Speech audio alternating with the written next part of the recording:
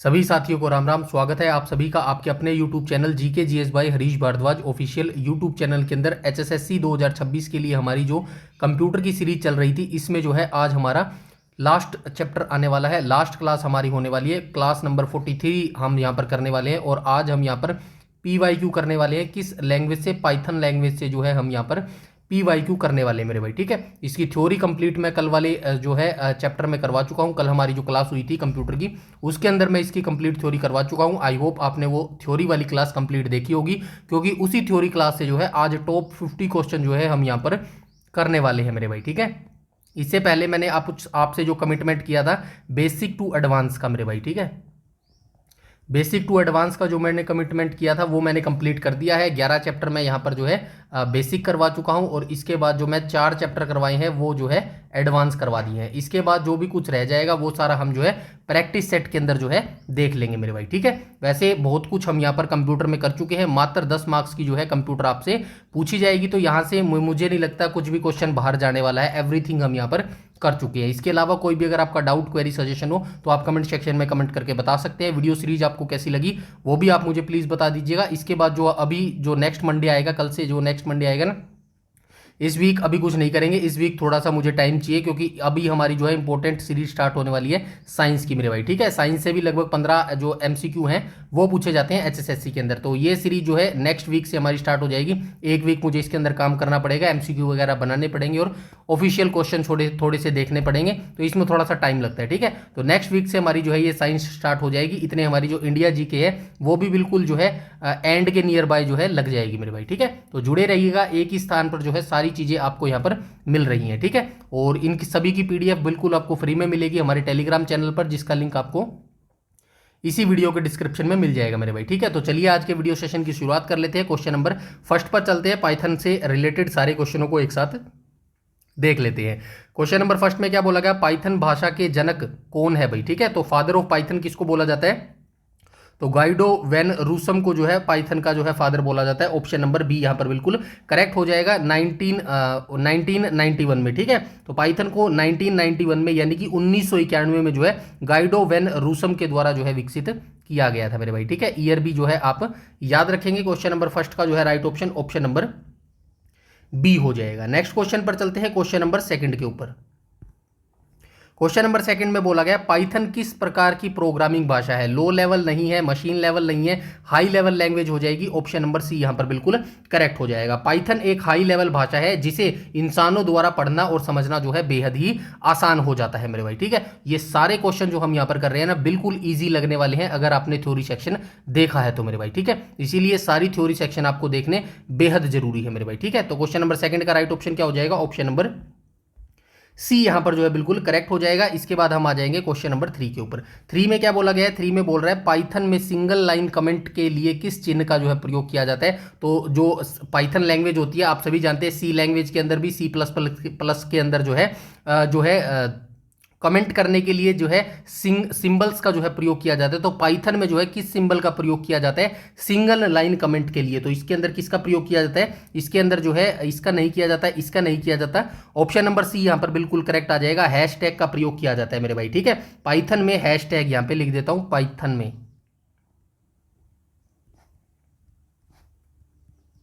Hashtag के बाद लिखी गई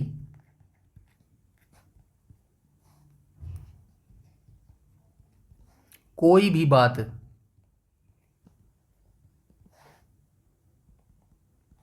को कंप्यूटर प्रोग्राम का हिस्सा नहीं मानता, ठीक है मेरे भाई। मतलब जहां से आप जैसे कि ये प्रोग्राम लिख रहे हो यहां पर, और यहां पे आपने जो है हैशटैग लगा दिया, इसके बाद जो है आपने हैशटैग लगा दिया यहां के बाद में, तो इसके बाद जो भी चीज लिखेगी ना उसको प्रोग्राम का हिस्सा नहीं मानता। ये होता है भाई कमेंट का मतलब मेरे भाई, ठीक है। तो ऑप्शन नंबर सी यहां पर बिल्कुल करेक्ट हो जाएगा। इसके बाद हम आ जाएंगे क्वेश्चन नंबर फोर्थ पर आ जाएंगे। क्वेश्चन नंबर फोर्थ में क्या बोला गया है? क्वेश्चन नंबर फोर्थ में बोला गया पाइथन का नाम किस टीवी शो के आधार पर रखा गया है? बहुत सारे जो व्यक्ति होते थे पहले, उनको ये लगता था ये जो पाइथन नाम है भाई लैंग्वेज का, ये किसी सांप या अजगर के नाम पर जो है इसका पाइथन नाम रखा गया है, लेकिन बिल्कुल ऐसा नहीं है। एक जो है ब्रिटिश कॉमेडी शो आता था जिसका नाम था मोंटी पाइथन्स फ्लाइंग सर्कस, इसी के नाम पर जो है इसका नाम रखा गया है पाइथन लैंग्वेज का। ऑप्शन नंबर बी यहाँ पर बिल्कुल करेक्ट हो जाएगा मेरे भाई, ठीक है। इसके बाद हम आ जाएंगे क्वेश्चन नंबर 5 पे आ जाएंगे। क्वेश्चन नंबर 5 में बोला गया है पाइथन फाइल का सही एक्सटेंशन क्या है। तो पाइथन फाइल का सही एक्सटेंशन क्या हो जाएगा, मतलब पहले आप जो फाइल बनाएंगे, जैसे कि MS वर्ड की आप फाइल बनाते हो, लास्ट में उसके अंदर जो डॉट डॉक लिखा आता है ना, तो ऐसे ही पाइथन लैंग्वेज जैसे आप कोड बनाओगे तो वो लास्ट में आप सेव करते हो, तो जो जैसे आपने फाइल का नाम लिख दिया हरीश, तो हरीश फाइल के आगे जो है डॉट क्या लिखा आएगा, .py लिखा आएगा मेरे भाई, ठीक है। इस नाम से जो है पाइथन की फाइल सेव होती है। ऑप्शन नंबर सी यहाँ पर बिल्कुल करेक्ट हो जाएगा, ठीक है। नेक्स्ट क्वेश्चन पर चलते हैं, क्वेश्चन नंबर 6 को देख लेते हैं। 6 के अंदर बोला गया है इनमें से कौन सा डेटा टाइप इम्यूटेबल अपरिवर्तनीय होता है। तो आपने अगर जो है थ्योरी क्लास देखी थी तो उसके अंदर हमने म्यूटेबल भी देखा था, MUTABLE, ठीक है, म्यूटेबल भी देखा था और इम्यूटेबल भी देखा था, ठीक है। म्यूटेबल भी देखा था। म्यूटेबल कौन सा देखा था, लिस्ट देखा था, जो लिस्ट होती है उसको अपडेट किया जा सकता है, वो म्यूटेबल भी थी। यहाँ पे क्या पूछ रहा है, यहाँ पे इम्यूटेबल पूछ रहा है, तो क्या हो जाएगी, लिस्ट तो आपका म्यूटेबल हो जाएगा मेरे भाई, ठीक है। तो ये नहीं होगा, डिक्शनरी भी नहीं होगा, टपल जो है इसका राइट ऑप्शन हो जाएगा। ऑप्शन नंबर सी यहाँ पर बिल्कुल करेक्ट हो जाएगा मेरे भाई, ठीक है। टपल को बार बार जो है बार बार बनाने के बाद बदला नहीं जा सकता, इसीलिए ये इम्यूटेबल है मेरे भाई, ठीक है। टपल को एक बार, अगर ये टपल जो है एक बार बन जाएगा ना, एक बार बनाने के बाद इसको बदला नहीं जा सकता,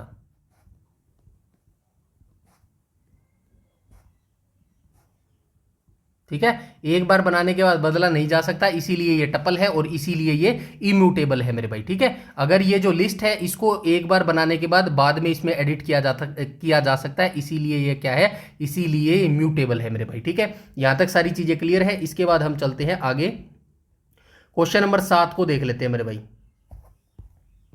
क्वेश्चन नंबर 7 यहां रहा। क्वेश्चन नंबर 7 में क्या कह रहा है, पाइथन में नया फंक्शन बनाने के लिए किस कीवर्ड का उपयोग होता है, डेफ कीवर्ड का उपयोग होता है। ऑप्शन नंबर सी यहां पर बिल्कुल करेक्ट हो जाएगा। ये प्रश्न जो यहां पर चल रहा है, ये थ्योरी सेक्शन में बार बार मैंने रिपीट किया था, आई होप आपको रट जाना चाहिए, और ये क्वेश्चन HSSC पूछता भी है मेरे भाई, ठीक है। तो पाइथन में नया फंक्शन बनाने के लिए किस कीवर्ड का उपयोग किया जाता है, डेफ कीवर्ड का उपयोग जो है नया फंक्शन बनाने के लिए जो है किया जाता है। उसके बाद हम आ जाएंगे क्वेश्चन नंबर 8 पर, और क्वेश्चन नंबर 8 में बोला गया पावर घात निकालने के लिए किस ऑपरेटर का उपयोग किया जाता है। यह भी हमने थ्योरी सेक्शन में देखा था, तो डबल स्टार का उपयोग किया जाता है घात लगाने के लिए, ठीक है, घात निकालने के लिए मेरे भाई, ठीक है, कंपोनेंट्स निकालने के लिए, ठीक है। तो ये डबल स्टार का जो है उपयोग किया जाता है पावर निकालने के लिए मेरे भाई, ठीक है। इसके बाद हम चलते हैं आगे, क्वेश्चन नंबर 9 को देख लेते हैं। क्वेश्चन नंबर 9 में बोल रहा है कि पाइथन किस साल में आधिकारिक तौर पर रिलीज हुई थी। तो आप सभी जानते हैं भाई किस साल में ये आधिकारिक तौर पर रिलीज हुई थी, 1991 में जो है ये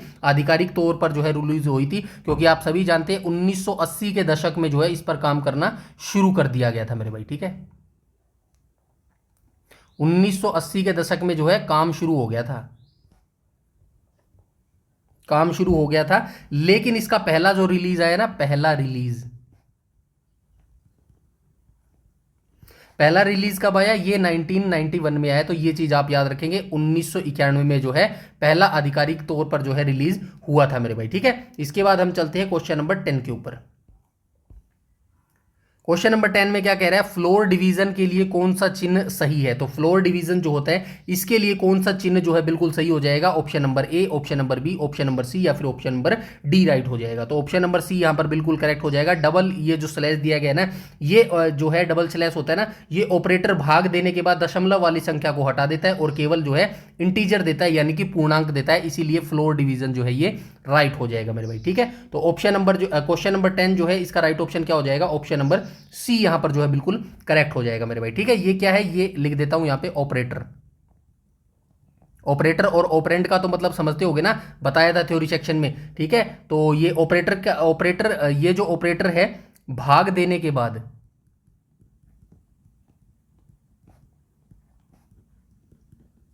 दशमलव वाली संख्या को हटा देता है,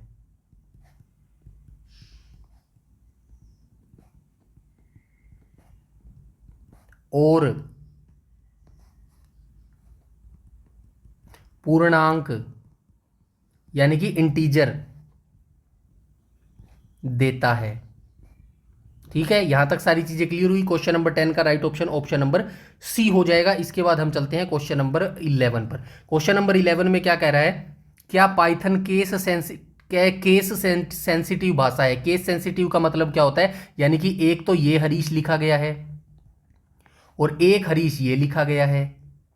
ये यहाँ पे कैपिटल एच है, यहाँ पे जो है स्मॉल एच है। तो इन दोनों का मतलब क्या है, दोनों का मतलब अलग अलग है मेरे भाई, अलग अलग, यानी कि इसको क्या बोलते हैं, इसको केस सेंसिटिव बोलते हैं, केस सेंसिटिव बोलते हैं। तो क्या पाइथन लैंग्वेज जो है ये केस सेंसिटिव है? हाँ बिल्कुल है, केस सेंसिटिव लैंग्वेज है पाइथन लैंग्वेज मेरे भाई। ठीक है, इसके बाद हम आ जाएंगे क्वेश्चन नंबर 12 पे आ जाएंगे। क्वेश्चन नंबर 12 में क्या कह रहा है, तो क्वेश्चन नंबर 12 में कह रहा है पाइथन में बूलियन डेटा टाइप की कितनी वैल्यू होती है। तो बूलियन डेटा टाइप की कितनी वैल्यू होती है, तो ऑप्शन जो है इसके अंदर क्या हो जाएगा भाई, जो है इसके अंदर दो ऑप्शन हो जाएंगे। बूलियन जो डेटा टाइप होता है ना, वो कौन सी देता है, ऑप्शन नंबर बी हो जाएगा इसके अंदर। ठीक है, ये जो है बी इसका राइट हो जाएगा।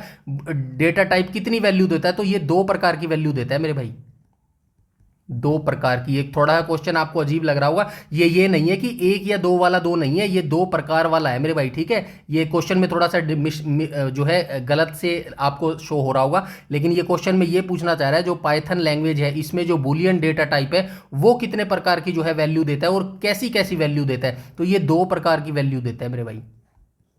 ठीक है, ये दो प्रकार की वैल्यू देता है, और कौन कौन सी वैल्यू देता है, या तो ट्रू में वैल्यू देगा या फिर फॉल्स में वैल्यू देगा मेरे भाई। ठीक है, ठीक है, या तो ट्रू में वैल्यू देगा या फिर फॉल्स में वैल्यू देगा। तो ये दो प्रकार की जो है वैल्यू देता है। नेक्स्ट क्वेश्चन पर आ जाएंगे, क्वेश्चन नंबर 13 पर।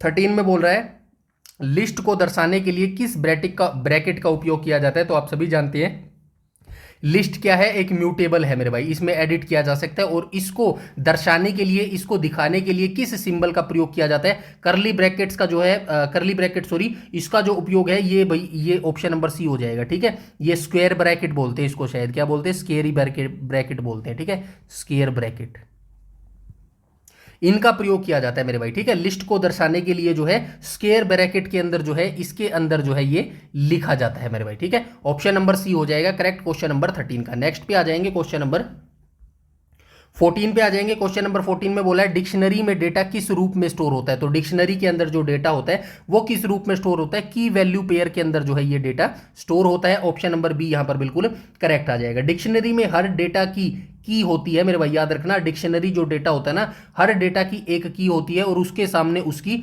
वैल्यू होती है मेरे भाई। ठीक है, यहां तक सारी चीजें क्लियर है। उसके बाद हम चलते हैं आगे, क्वेश्चन नंबर 15 को देख लेते हैं। पाइथन में नन क्या दर्शाता है। तो पाइथन में नन क्या दर्शाता है, वैल्यू की अनुपस्थिति दर्शाता है, यानी कि नन वैल्यू दर्शाता है। ऑप्शन नंबर सी यहां पर बिल्कुल करेक्ट हो जाएगा। नन का मतलब क्या होता है, नन का मतलब जो है खाली होता है मेरे भाई। ठीक है, वेरिएबल में कोई भी वैल्यू मौजूद नहीं है, यही होता है नल का मतलब मेरे भाई। समझ में आया। आगे चलते हैं क्वेश्चन नंबर 16 को देख लेते हैं। क्वेश्चन नंबर 16 में बोल रहा है यूजर से इनपुट लेने के लिए कौन सा फंक्शन इस्तेमाल होता है। तो यूजर से इनपुट लेने के लिए जो है इनपुट फंक्शन जो है प्रयोग होता है। ऑप्शन नंबर सी यहां पर बिल्कुल करेक्ट हो जाएगा। इनपुट फंक्शन यूजर से जानकारी मांगता है और उसे स्ट्रिंग के रूप में लेता है, मतलब टेक्स्ट के रूप में ये लेता है मेरे भाई। ठीक है, आगे चलते हैं क्वेश्चन नंबर 17 पर, और 17 में बोल रहा है किसी वेरिएबल का डेटा टाइप जानने के लिए क्या उपयोग करना चाहिए। अगर जैसे कि फॉर एग्जांपल कैर है या फिर इंट है, इनका डेटा टाइप, मतलब ये जानने के लिए कि भाई ये कैर है या इंट है, ये डेटा टाइप जानने के लिए किस चीज का उपयोग किया जाता है। तो ये टाइप का उपयोग किया जाता है मेरे भाई। ठीक है, जब आप किसी के आगे टाइप लिख दोगे ना तो आपको पता चल जाएगा ये कैर डेटा टाइप है, इंट डेटा टाइप है, फ्लोट डेटा टाइप है, एवरीथिंग जो है वो आपको बता देगा मेरे भाई। ठीक है, तो आपको कैसे लिखना पड़ेगा, आपको लिखना पड़ेगा वेरिएबल। ठीक है, वेरिएबल लिखना पड़ेगा और इसके आगे लिखना पड़ेगा आपको टाइप मेरे भाई। ठीक है, टाइप लिखना पड़ेगा, फिर वो आपको जो है बता देगा कि ये इंट है, फ्लोट है, कैर है, कुछ भी है वो आपको बता देगा मेरे भाई। ठीक है, उसके बाद हम आ जाएंगे क्वेश्चन नंबर 18 पर। 18 में बोल रहा है पाइथन में इंडेंटेशन खाली जगह का क्या मतलब होता है। तो पाइथन में जो इंडेंटेशन होती है खाली जगह, इंडेंटेशन का मतलब क्या होता है खाली जगह, इसका क्या महत्व होता है। तो इसका महत्व होता है कोड ब्लॉक को परिभाषित करने के लिए। ऑप्शन नंबर बी यहां पर बिल्कुल करेक्ट हो जाएगा मेरे भाई, ठीक है। पाइथन में जो है ब्रैकेट्स नहीं होते हैं, याद रखना इस चीज को, ठीक है। पाइथन में ब्रैकेट्स नहीं होते हैं, इसीलिए स्पेस से पता चलता है कि कौन सा कोड किस लूप या फंक्शन का हिस्सा है मेरे भाई, ठीक है। यहां तक सारी चीजें, आगे चलते हैं क्वेश्चन नंबर 19 को देख लेते हैं। 19 में कह रहा है इनमें से कौन सा लूप पाइथन में एंट्री कंट्रोल्ड है। तो कौन सा लूप जो है यहाँ पे फॉर लूप है, वाइल लूप है, डू वाइल लूप है, या फिर ए या बी दोनों, इन चारों लूप में से कौन सा जो है एंट्री कंट्रोल्ड लूप है। तो ऑप्शन नंबर डी यहाँ पर बिल्कुल करेक्ट हो जाएगा। ए और बी दोनों हो जाएंगे, फॉर और वाइल जो है ये दोनों जो है एंट्री कंट्रोल लूप हो जाएंगे मेरे भाई, ठीक है।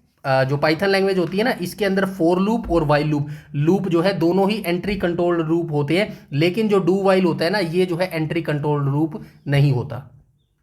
आगे चलते हैं, क्वेश्चन नंबर 20 को देख लेते हैं। क्वेश्चन नंबर 20 का तो मतलब समझ ही गए होगे, सबको पता होगा इस चीज का मतलब। ब्रेक का क्या मतलब होता है, मतलब कि फॉर एग्जांपल ये लूप चल रहा है, ठीक है, ये इन अनगिनत बार लूप चल रहा है। अब लूप से बाहर आने के लिए आप जो है ब्रेक का इस्तेमाल करते हैं मेरे भाई, ठीक है। ब्रेक का इस्तेमाल करते हैं, तो देखो प्रोग्राम को डिलीट कर लिए के लिए नहीं, लूप को बीच में रोकने के लिए, एरर ठीक करने के लिए नहीं, नया लूप शुरू करने के लिए नहीं। तो राइट ऑप्शन जो है ऑप्शन नंबर बी यहां पर बिल्कुल करेक्ट हो जाएगा। लूप को बीच में रोकने के लिए जो है ब्रेक का इस्तेमाल जो है मेरे भाई किया जाता है। आगे आ जाएंगे, क्वेश्चन नंबर 21 को देख लेते हैं।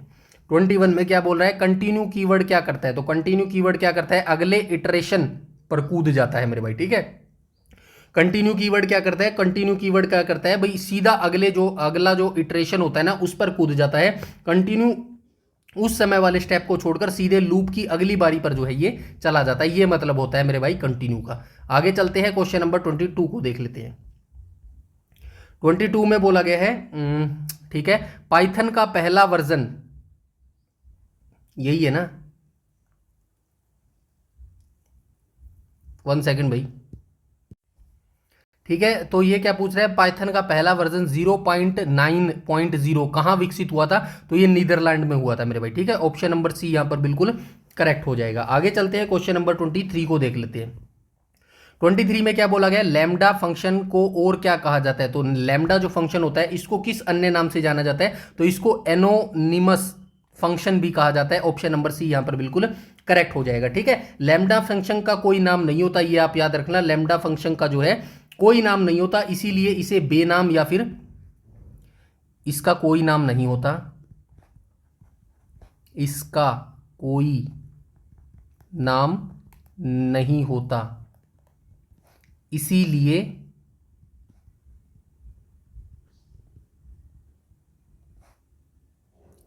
इसे बेनाम या फिर एनोमिनस कहा जाता है मेरे भाई, ठीक है। यहां तक आगे चलते हैं, क्वेश्चन नंबर 24 को देख लेते हैं। क्वेश्चन नंबर 24 में बोला गया ट्राई और एक्सेप्ट का उपयोग क्यों होता है। तो ट्राई और एक्सेप्ट जो ये कीवर्ड्स है इनका उपयोग क्या क्यों होता है। तो इनका उपयोग एक्सेप्शन एरर हैंडलिंग के लिए जो है किया जाता है। ऑप्शन नंबर बी यहां पर बिल्कुल करेक्ट हो जाएगा मेरे भाई, ठीक है। आगे चलते हैं, क्वेश्चन नंबर 25 को देख लेते हैं। 25 में बोला गया फाइनली ब्लॉक कब चलता है। तो फाइनली जो ब्लॉक होता है वो कब चलता है, ये हमेशा चलता है मेरे भाई, ठीक है। ऑप्शन नंबर सी यहां पर बिल्कुल करेक्ट हो जाएगा। क्वेश्चन नंबर 25 का प्रोग्राम में अगर एरर आए या ना आए, फाइनली ब्लॉक का कोड हर हाल में रन होता है, ये चीज आपको याद रखनी है मेरे भाई, ठीक है। आगे चलते हैं, क्वेश्चन नंबर 26। क्वेश्चन नंबर 26 में आप सभी जानते हैं ग्लोबल वेरिएबल कहां बनाया जाता है, एक लोकल होता है, एक ग्लोबल होता है, ठीक है। लोकल कहां बनाया जाता है, फंक्शन के अंदर बनाया जाता है, और ये फंक्शन के बाहर बनाया जाता है, सीधी सी बात है, ठीक है। लोकल का काम सिर्फ फंक्शन के अंदर ही रहता है, और ग्लोबल का जो है पूरे प्रोग्राम में कहां पर भी जो है इसका यूज किया जा सकता है। तो ग्लोबल वेरिएबल कहां बनाया जाता है, फंक्शन के अंदर नहीं, फंक्शन के बाहर। ऑप्शन नंबर बी यहां पर बिल्कुल करेक्ट हो जाएगा मेरे भाई, ठीक है। उसके बाद चलते हैं क्वेश्चन नंबर 27 पर। 27 में क्या कह रहा है, 27 में कह रहा है कि म्यूटेबल का क्या अर्थ है। तो म्यूटेबल का अर्थ क्या है, जिसे बदला जा सके। बिल्कुल सही बात है, ऑप्शन नंबर ए यहां पर बिल्कुल करेक्ट हो जाएगा। अभी हम देख के आए लिस्ट और टपल को, लिस्ट और टपल को। टपल क्या है, एक बार बनने के बाद इसको बदला नहीं जा सकता। लिस्ट क्या है, एक बार बनने के बाद इसको एडिट किया जा सकता है, इसको बदला जा सकता है, इसीलिए ये क्या है, ये म्यूटेबल है। ये क्या है, ये इम्यूटेबल है।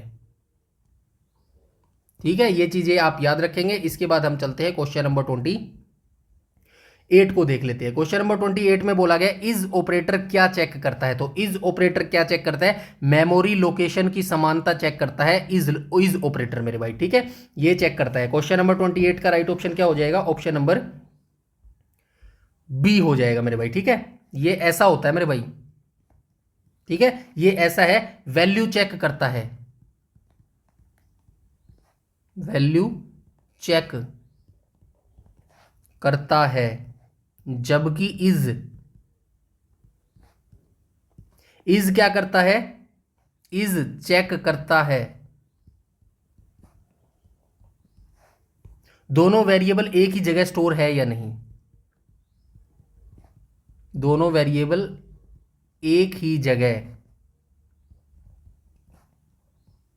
स्टोर है या नहीं। ठीक है, ये चीज आप याद रखना भाई। ये डबल जो ऑपरेटर है ना, ये चेक करता है, जबकि इज ऑपरेटर क्या करता है, ये दोनों वेरिएबल एक ही जगह स्टोर है या नहीं, ये चेक करते हैं। तो याद रखना, इज ऑपरेटर चेक करता है, क्या चेक करता है, मेमोरी लोकेशन की समानता चेक करता है। ऑप्शन नंबर बी यहां पर बिल्कुल करेक्ट हो जाएगा। नेक्स्ट क्वेश्चन पर आ जाएंगे, क्वेश्चन नंबर 29 पर।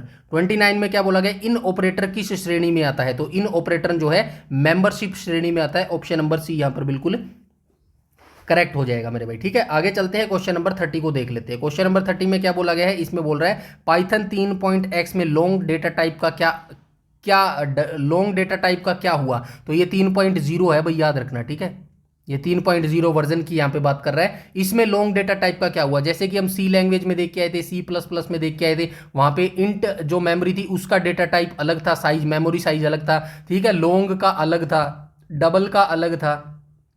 ऐसे ही ये पूछ रहा है भाई, जो पाइथन लैंग्वेज है इसमें लॉन्ग डेटा टाइप का जो है मेमोरी साइज जो है यहाँ पे पूछने की कोशिश कर रहा है। तो राइट ऑप्शन क्या हो जाएगा, ऑप्शन नंबर बी हो जाएगा। इसे इंट में जो है मिला दिया गया है, ऑप्शन नंबर बी यहाँ पर बिल्कुल करेक्ट हो जाएगा। ठीक है, पाइथन 3 जो वर्जन है, पाइथन 3.0, पाइथन 3.0 में जो है इंट की कोई सीमा नहीं है। ये जो इंट है ना, इंटीजर, इसकी कोई सीमा नहीं है, इसीलिए लॉन्ग की अलग से जरूरत खत्म हो गई मेरे भाई। ठीक है, सी और C++ में क्या होता था, इंट की एक सीमा होती थी, एक लिमिट होती थी। उसके बाद अगर आपको उससे बड़ी संख्या की जरूरत होती थी तो आपको लॉन्ग या डबल जो है यूज करना होता था। लेकिन यहाँ पे पाइथन में जो है इंट की कोई सीमा ही नहीं है, सब कुछ इसी के अंदर आ गया मेरे भाई। ठीक है, तो ऑप्शन नंबर बी यहाँ पर बिल्कुल करेक्ट हो जाएगा। नेक्स्ट क्वेश्चन पर चलते हैं, क्वेश्चन नंबर 31 पर। 31 में बोला है डिक्शनरी बनाने के लिए किस ब्रैकेट का उपयोग किया जाता है। तो डिक्शनरी बनाने के लिए कर्ली ब्रैकेट का उपयोग किया जाता है। ऑप्शन नंबर सी यहां पर बिल्कुल करेक्ट हो जाएगा। नेक्स्ट क्वेश्चन पर चलते हैं, क्वेश्चन नंबर 32 पर। 32 में बोला गया मोड्यूलो, ये मोड्यूलो का है साइन, ऑपरेटर क्या रिटर्न करता है। तो ये क्या रिटर्न करता है, तो ये शेषफल रिटर्न करता है, रिमाइंडर जो है ये रिटर्न करता है मेरे भाई। ठीक है, आगे चलते हैं, क्वेश्चन नंबर 33। और 33 में बोल रहा है अर्थमेटिक ऑपरेटर कितने ऑपरेंड पर काम करता है। तो ये भाई काफी सारे ऑपरेंड पर काम करता है। तो कितने पर करता है, ये 2 पर करता है मेरे भाई। ठीक है, 2 पर किस किस में गुना करता है, जैसे कि भाई जोड़ हो गया, घटा हो गया, गुणा हो गया और भाग हो गया, ऐसे चीजों पर ये काम करता है मेरे भाई। ठीक है, तो ये बी, अच्छा ये यार गलत हो गया, ये अर्थमेटिक ऑपरेटर मुख्य रूप से क्या काम करते हैं,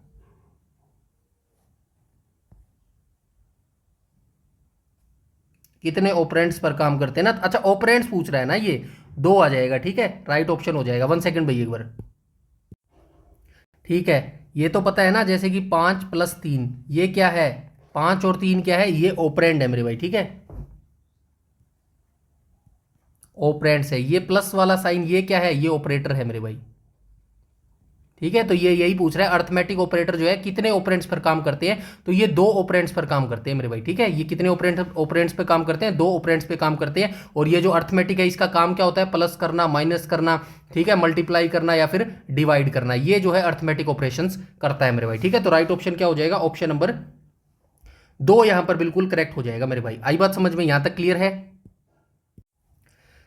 इसके बाद चलते हैं आगे, क्वेश्चन नंबर 34 को देख लेते हैं। 34 में बोल रहा है पाइथन में लॉजिकल एंड के लिए कौन सा कीवर्ड है, तो पाइथन में लॉजिकल एंड के लिए कौन सा कीवर्ड हो जाएगा, ऑप्शन नंबर बी हो जाएगा, एंड हो जाएगा मेरे भाई, ठीक है, राइट ऑप्शन हो जाएगा ऑप्शन नंबर बी, यहां पर जो है बिल्कुल करेक्ट हो जाएगा। पाइथन में जो है सिंबल्स जो होते हैं ना, सिंबल, इनकी बजाय सीधे अंग्रेजी शब्दों का जो है उपयोग होता है, जैसे कि एंड हो गया, और हो गया, नोट हो गया, ये सारे सीधे शब्दों का जो है उपयोग किया जाता है पाइथन लैंग्वेज के अंदर मेरे भाई, ठीक है। आगे चलते हैं क्वेश्चन नंबर 35 को।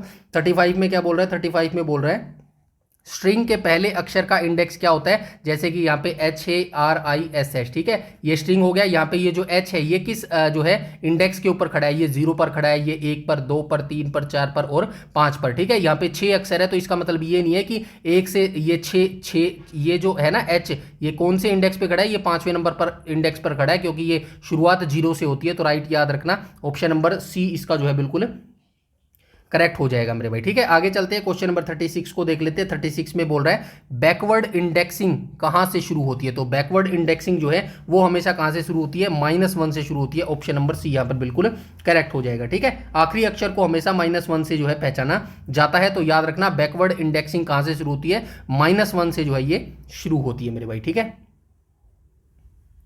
आगे चलते हैं भाई, क्वेश्चन नंबर 37 को देख लेते हैं।